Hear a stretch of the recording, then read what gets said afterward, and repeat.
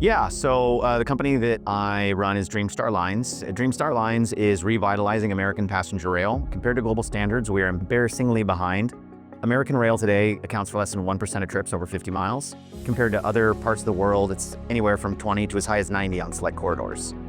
There's a lot of reasons for this, but the short answer is that we've looked at the market and figured out how to change it. And so we're going to start by offering travelers in the United States with overnight passenger sleeper trains in auto ferry service.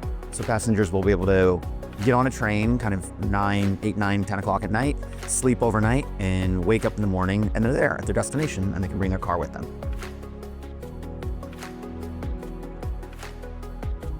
So the bigger picture here is that transportation is like a key driver of civilization and how easy it is to get around.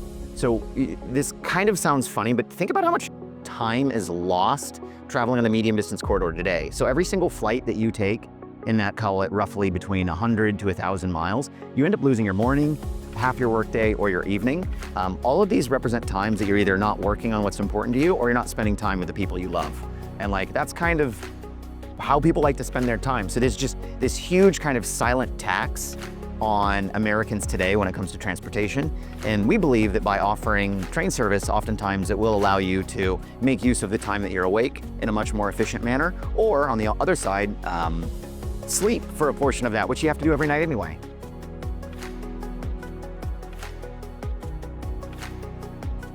This is something that actually we're working on right now with the Surface Transportation Reauthorization Act coming up this January, I believe.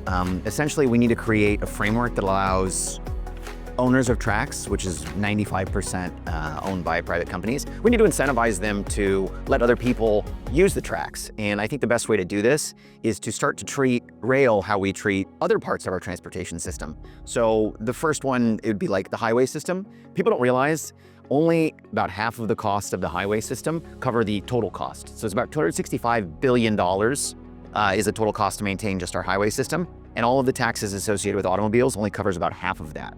So if we could see the government kind of step in a similar manner and pay for some of the infrastructure costs, I would expect that we'll see a dramatic increase in both the amount of service that we're able to offer, and also it brings the cost down. Like imagine today, if every time you got in a car, you had to pay to use the roads. That's pretty much how rail works. And we want to see a public-private partnership where the government can come in and help defray some of those infrastructure costs so that more Americans can get around using trains.